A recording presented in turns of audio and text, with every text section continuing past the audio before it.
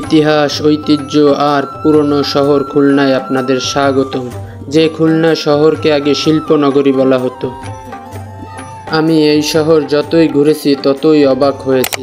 এই জায়গাটি দেখতে পাচ্ছেন, এটি খুলনার মানুষের গণকবরের স্থান। এখানে ৭১ সনে পাক হানাদার বাহিনী ১০ থেকে ১৫,০০০ মানুষকে গণকবর দেয় এই স্থানে। শহরের অন্য প্রান্তে জোড়াগেটের প্লেন, যা আজও মানুষকে বিস্মিত করে। আকাশের রথ মাটিতে নেমে এসেছে যেন। খুলনার এই প্রতীক বহু বছর ধরে মানুষের কৌতূহলের ঝলক জাগিয়ে রেখেছে। এই সেই জেলাপির রাজধানী দেখেন।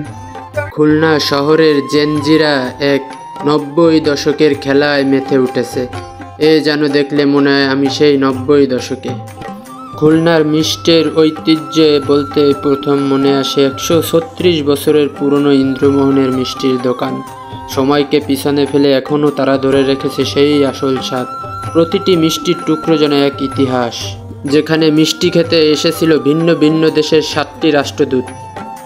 খুলনা শহরের প্রাণকেন্দ্রে আরও একটি অবাক করা দোকান আছে, যেই দোকানের ব্যবস্থাপনা দেখলে আপনি হতবাক এবং অবাক হয়ে যাবেন।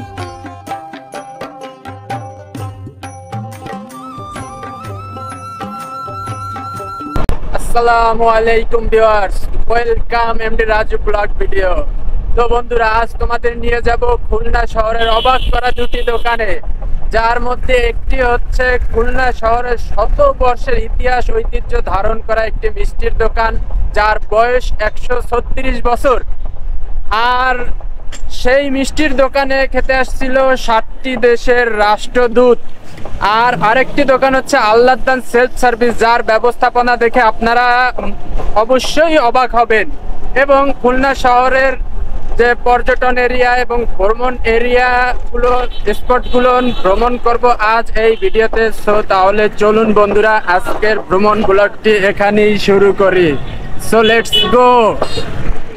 বন্ধুরা, আমরা এখন চলে আসছি খুলনা গল্লামারীর মুক্তিযুদ্ধ স্তম্ভে, যেটি খুলনা গল্লামারী বাজার থেকে কিছু দূর সামনে খুলনা ইউনিভার্সিটির প্রথম গেটের অপোজিটে হচ্ছে এই খুলনা গল্লামারী বধ্যভূমি।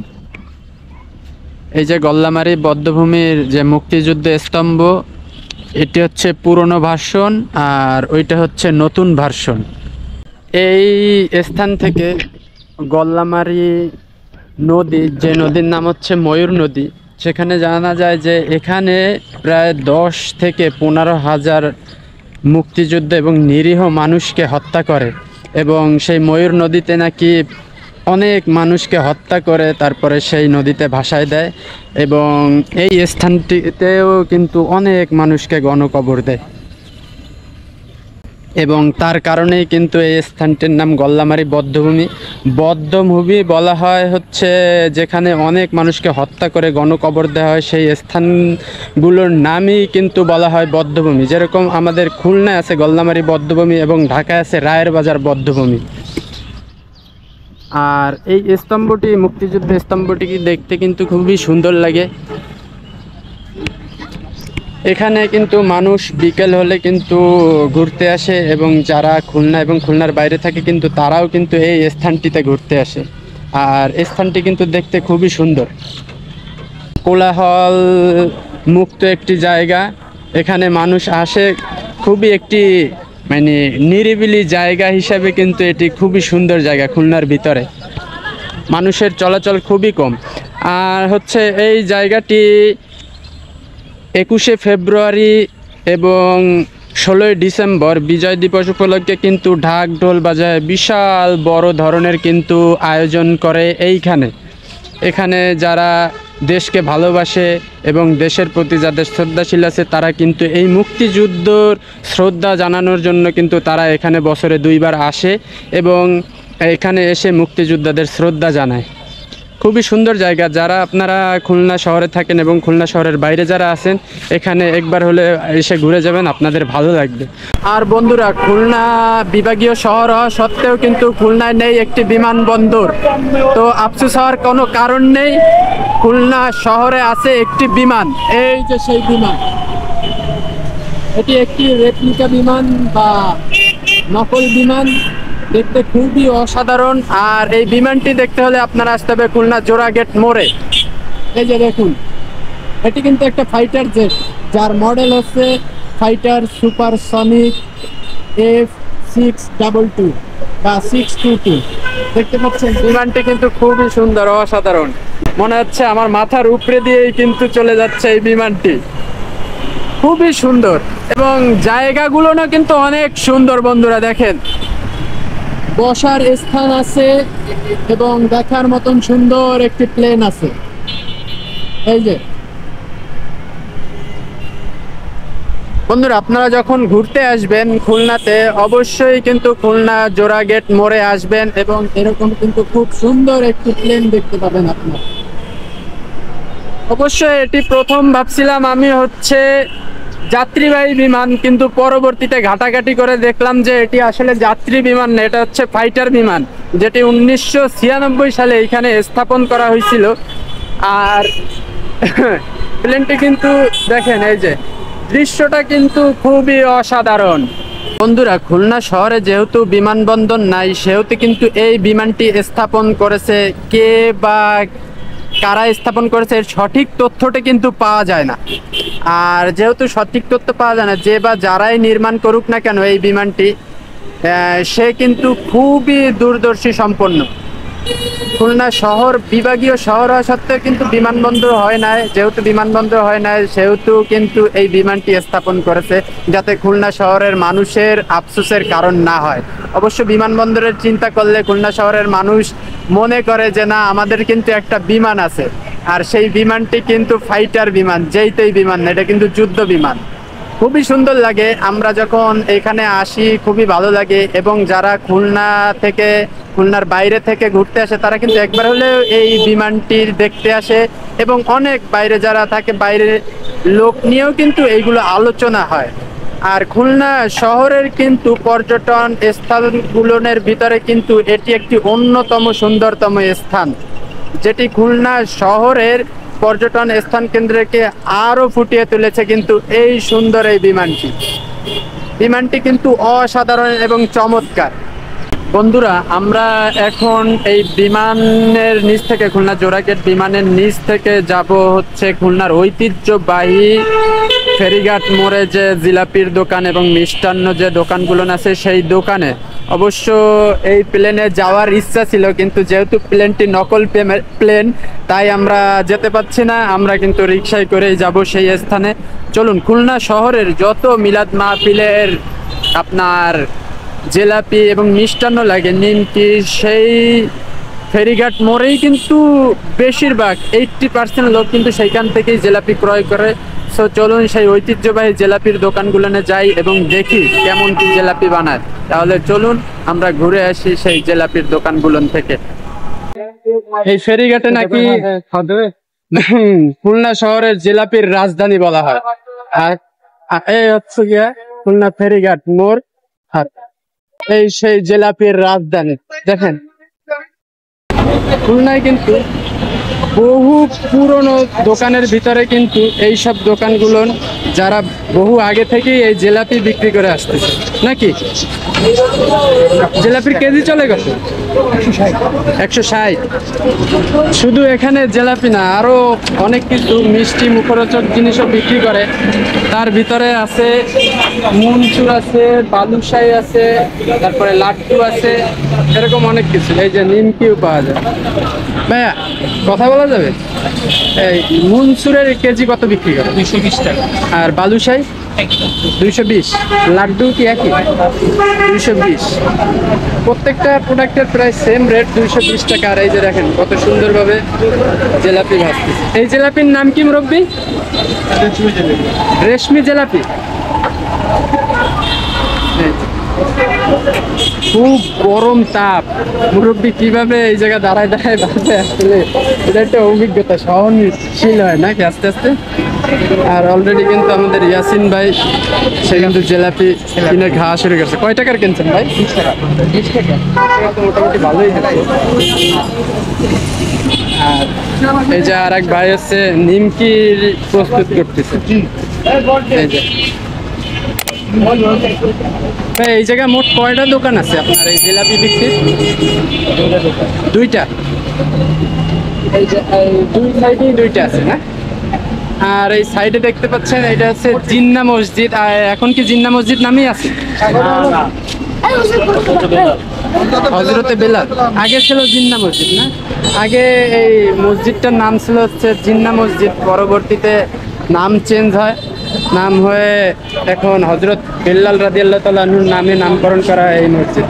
আর আপনারা এখানে খুলনা শহরে যার যত জিলাপি লাগে তারা কিন্তু এই খুলনা শহরের এই ফেরিঘাট মোড়ের এইসব দোকান থেকেই কিন্তু জিলাপি কেনে, নাকি ইয়াসিন ভাই? তো আপনারা যারা খুলনায় থাকেন আপনাদের জিলাপির প্রয়োজন হলে কিন্তু আপনারা এই ফেরিঘাট মোড়েই এইখানেই আসতে পারেন। আর এইটা হচ্ছে ফেরিঘাট মোড় খুলনা। তো বন্ধুরা আমি এখন আছি ঠিক ফেরিঘাট মোড়ের অপোজিটে।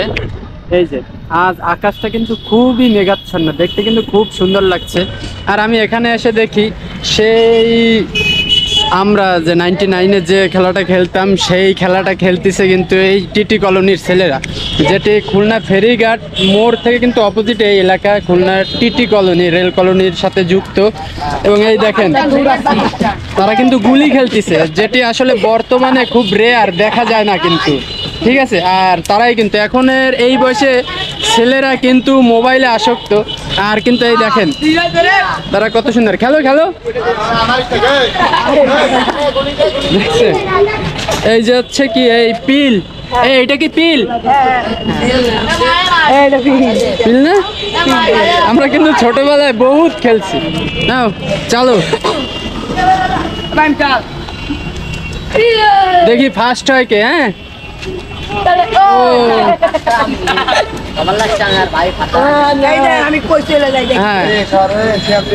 এই যে ও কিন্তু চ্যালেঞ্জ করছে এবং ওই কিন্তু সবার আগে আছে, ঠিক আছে।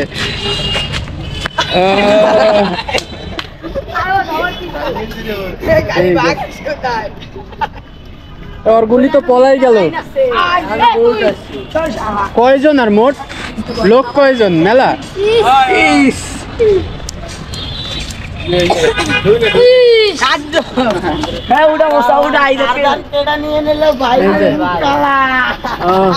একটা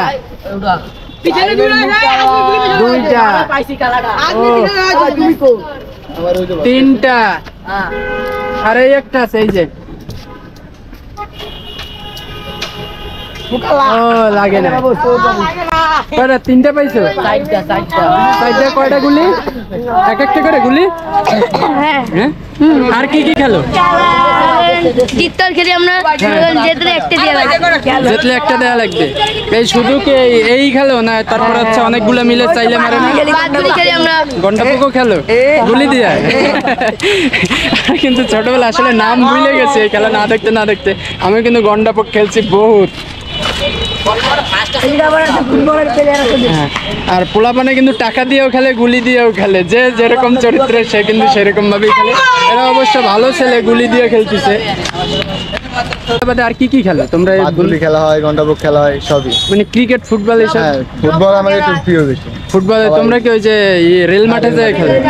রেল 40 টাকা তোরা। কেছে ভাই তোমার খুব টেনশন মনে হচ্ছে? ও আজকে জিত আছে। আর জিত আছে না? জিত থাকলে তো হাসি থাকতো। হেবি সুন্দর খেলা, মন চাচ্ছে আমার খেলতে, কিন্তু আসলে সময় নাই। তো বন্ধুরা আমরা গুলি খেলা দেখলাম, দেখতে দেখতে কিন্তু আবার সেই ফেরিঘাট মোড়ে আসছি। এখান থেকে আমরা যাব 130 বছরের পুরনো একটি মিষ্টির দোকান, যে মিষ্টির দোকানের নাম হচ্ছে ইন্দ্রমোহন সুইটস, যেটি খুলনা হেলাতলায় অবস্থিত। দেখি রিক্সা হেলাতলা যাবেন? কয় টাকা ভাড়া? 20 টাকা। 20 টাকা? হেলাতলা ভাড়া হচ্ছে 20 টাকা। ফেরিঘাট মোড় থেকে আসলে অধিকাংশ এক স্থান থেকে আর এক স্থানে গেলে 20 টাকায় ভাড়া, কিরকম একটা কমন ভাড়া না ভাই খুলনা শহরে? স্বল্প দৈর্ঘ্য মূল্য। হ্যাঁ এমনি 20 টাকা, কিন্তু আপনার রিক্সায় কিন্তু একদম রিজনেবল প্রাইস, না লেভেল প্রাইস। এটা বেশিরভাগ ক্ষেত্রে কিন্তু 20 টাকা প্রাইজই সব জায়গায় হয়। আর আজকের আকাশটা কিন্তু খুবই সুন্দর লাগতেছে বন্ধুরা, দেখেন। আর তার সাথে কিন্তু ফুটে উঠছে আমাদের খুলনা শহর। আর এটি হচ্ছে এই রোড রোডটির নাম হচ্ছে খুলনার লোয়ার যশোর রোড, না? হ্যাঁ, খুলনার লোয়ার যশোর রোড।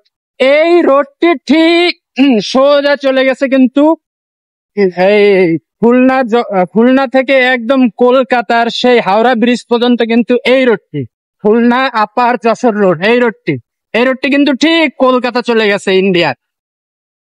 এটা কিন্তু খুলনা শহরের সবচেয়ে পুরনো রোড। এই যে, আর আমরা এখন চলে আসছি খুলনার সবচেয়ে ব্যস্ততম জায়গা হচ্ছে ডাক বাংলা মোড়, আর এটা হচ্ছে মার্কেট প্লেস। এই যে মার্কেট কিন্তু আজকে খুবই জমজমাট দেখা যাচ্ছে এবং তার সাথে আছে প্রচন্ড ভিড়। আমরা ঠিক খুলনা ডাক বাংলা মোড়ের উপরে এই চত্বর, ট্রাফিক চত্বর, এর ঠিক ডানাতে চলে গেছে হচ্ছে সাহেবের কবরখানা রোড, আর এই পাশে চলে গেছে হচ্ছে ডাক বাংলার মার্কেট, নিক্সন মার্কেট, আর সামনে হচ্ছে পিকচার প্লেস রোড।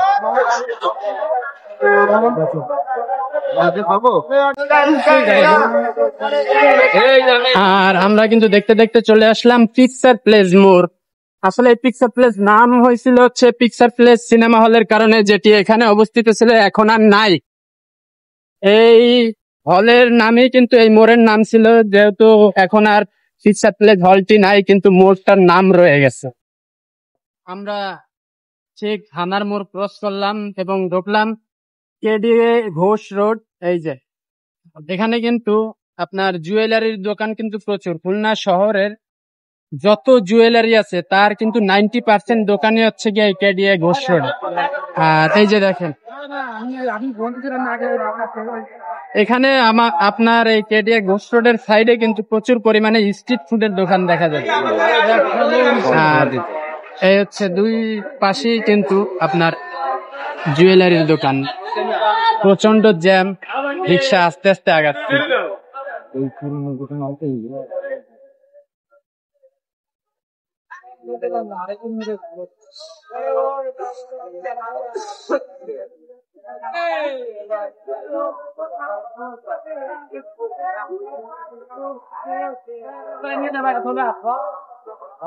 এই যে দুই সাইডে কিন্তু আপনার প্রচুর পরিমাণে দেখেন জুয়েলারির দোকান।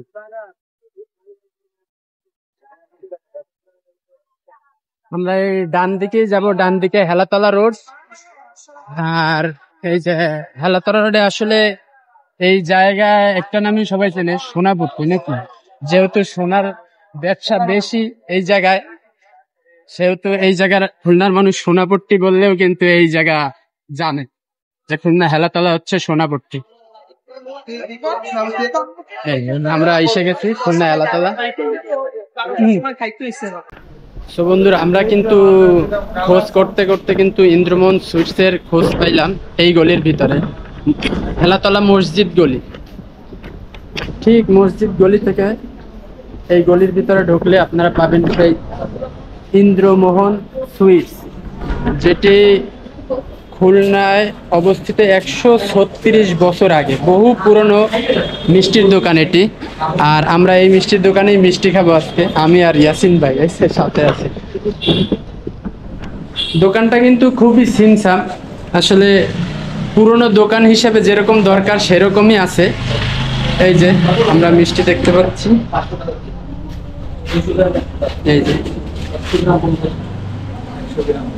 খুব সুন্দর, খুব মোটামুটি ছোট একটা দোকান। দেখে আমরা মিষ্টি খাই। আর মুরব্বী, আপনি কি দোকানদার? না, দোকানদার আছে? সবাই কর্মচারী। এই দোকানের বয়স কি 136 বছর? এখানে ছিল না, এখানে আছে 6 বছর। ওই পাশে ছিল, ওই পাশে ছিল, আপনারা এই জায়গায় আসছেন 6 বছর। তো আমরা দুইটা মিষ্টির অর্ডার করলাম, একটা সাদা একটা লাল। প্রতি পিস মিষ্টির দাম হচ্ছে 20 টাকা করে। আর আপনারা এখানে খাইতে আসলে আসলে এরকম মিষ্টির অর্ডার করলে কিন্তু শুধু মিষ্টি দেবে, কিন্তু চামচ না, এটা কিন্তু হাত দিয়ে খাইতে হবে। খুবই ইন্টারেস্টিং বিষয়। এই যে। সুন্দর স্বাদ। বাইরে আসছো কোন জায়গা থেকে? এই খুলনায় থেকে বাগমারা। বাগমারা মিষ্টি কিনতে আসছো? হ্যাঁ, মিষ্টি নিয়ে কই যাবা? ঢাকা। ঢাকা যাবা? হ্যাঁ। এই জায়গা থেকে কি প্রায় মিষ্টি না? না, আর মানে বাইরে যাবো অনেকদিন পর, সেই কারণে সেখানে বেড়াতে গেলে তো নিয়ে যাবে, সেই হিসেবে মিষ্টি কিনতে আসছো। আর এই যে ভাই পাশের ছোট ভাই দেখতে পাচ্ছে, ইনি কি হয়? আমার আব্বু।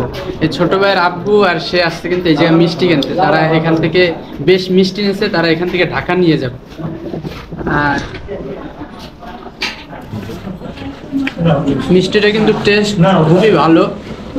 আপনাদের এই দোকানে এসে কিন্তু দোকান না পছন্দ হলেও মিষ্টি খাইলে কিন্তু অবশ্যই পছন্দ হবে। কি ভাই, মিষ্টিটা খুবই সুস্বাদু।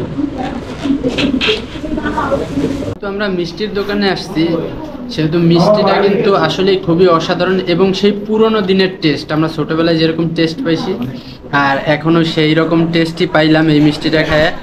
আর এই যে আমরা আরেকটা নিচ্ছি, এটার নাম কি জানো ভাই? সন্দেশ। এই সন্দেশ প্রতি কেজি কিন্তু 500 টাকা। আমরা দুই ভাই 50 গ্রাম 100 গ্রাম নিলাম 50 টাকা।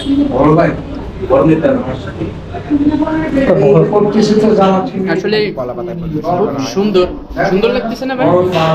আর এখানে আরো একটা ইন্টারেস্টিং বিষয় হচ্ছে, আমরা যখন মিষ্টি খেলাম তখন তো চামচ দেয় না, আর এখন দেখেন কলা পাতায় কিন্তু সে আমাদের এই সন্দেশ দিছে কলা পাতায়। আসলে আগের কিন্তু ঐতিহ্যই ছিল হচ্ছে কি মিষ্টি কলা পাতায় বিক্রি করে সন্দেশ। আমরা যখন বাইরেও কিনে খেয়েছি এরকম কলা পাতায় দিছিল নাকি ভাই? ঠিক। আর আমরা কিন্তু সেই পুরনো দিনের দোকানে এসে কিন্তু সেই পুরনো স্বাদই পাচ্ছি। খুলনা শহরে অনেক লোক থাকে, আমিও কিন্তু জানতাম না এত পুরনো একটি মিষ্টির দোকান আছে।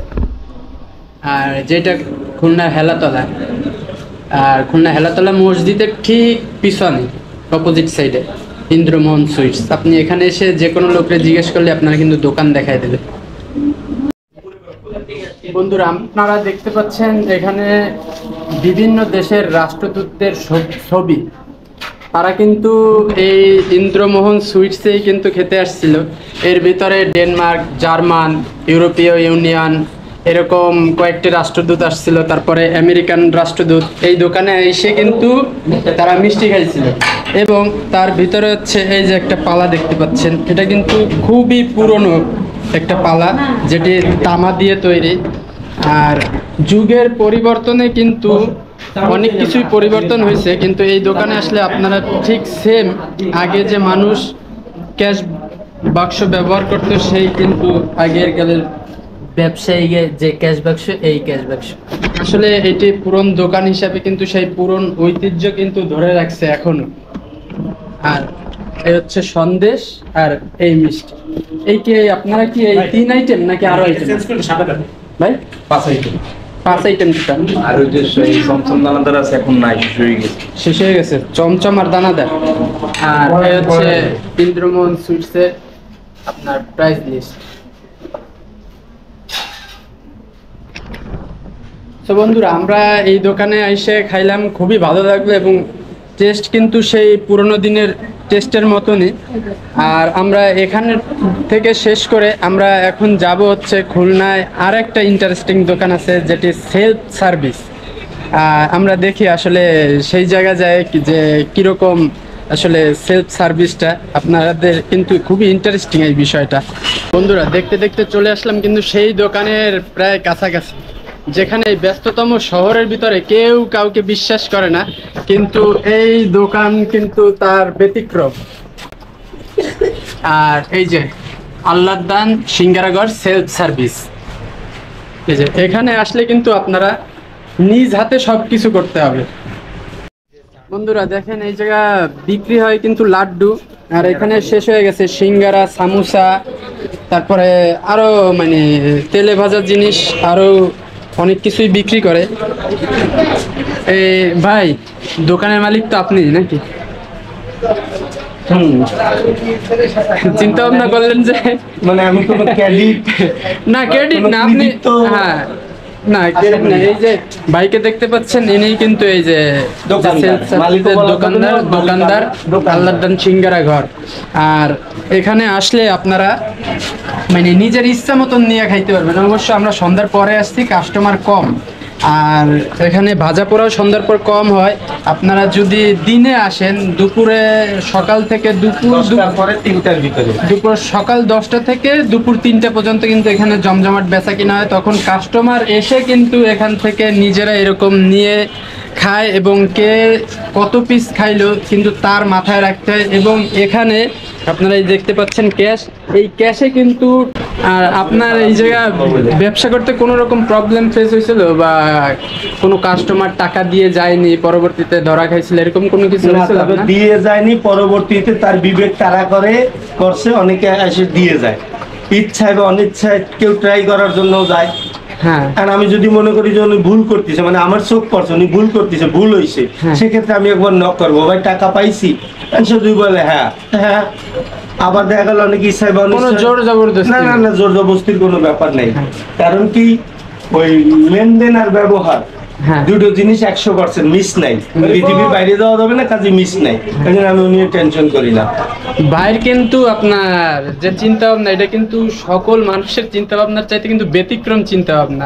সে কিন্তু মানুষের বিবেকের কাছেই কিন্তু এই দোকানের ব্যবসাটা সম্পূর্ণভাবে ছাইড়ে দিয়েছে। যার বিবেক যেরকম সে লেনদেন করবে সেরকম, নাকি? মানে ঘটনা হয়েছে যে চর্মচোখ দিয়ে অনেক কিছু দেখা যায় না, হ্যাঁ, এই জন্য আল্লাহ অন্তর্চক্ষু খোলার ব্যবস্থা খোলার জন্য এই ব্যবস্থাটা করে দিছে। আমি করিনি, আল্লাহর মেহেরবানিতে হয়ে গেছে। আল্লাহর মেহেরবানি ছাড়া সম্ভব না এরকম যে আপনি এসে নিজে নিয়ে কোথায় আপনি বসে অর্ডার করবেন সে জায়গায় আপনি নিয়ে খাইয়ে হিসাব করে ঠিক যাচ্ছেন। তার মানে এর ভিতরে আপনারও ত্যাগ ও ধৈর্য আছে।